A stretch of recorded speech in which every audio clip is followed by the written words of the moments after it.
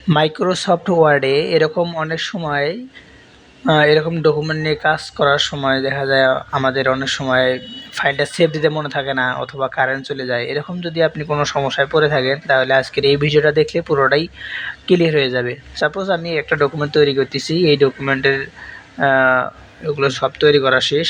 তৈরি করার পর আমার সেভ দিতে মনে নেই, অথবা হুট করে যদি কারেন্ট যায় তাহলে আমরা ফাইলটাকে কিভাবে ফিরে পেতে পারি সেই বিষয়ে এসে কথা বলবো। সো ভিডিওটা না টেনে পুরোটাই দেখে নিন।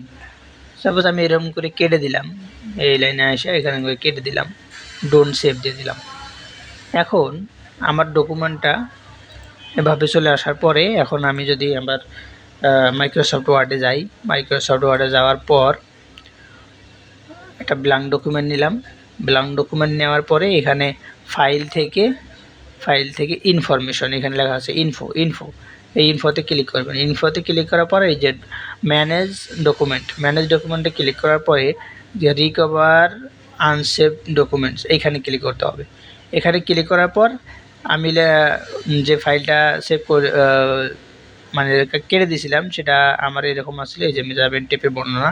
সো আমি এইখানে ক্লিক করব। এখানে ক্লিক করার পরে যদি ওপেন দিই তাহলে আমার এই ফাইলটা পুনরায় ফিরে আসবে, এবং পুনরায় ফিরে আসার পর আপনি এখানে সেভ অ্যাজ আছে, সেভ অ্যাজের পরে আপনি যেখানে সেভ করতে চান সেই ফাইলটা সিলেক্ট করে আপনি সেভ করতে পারবেন।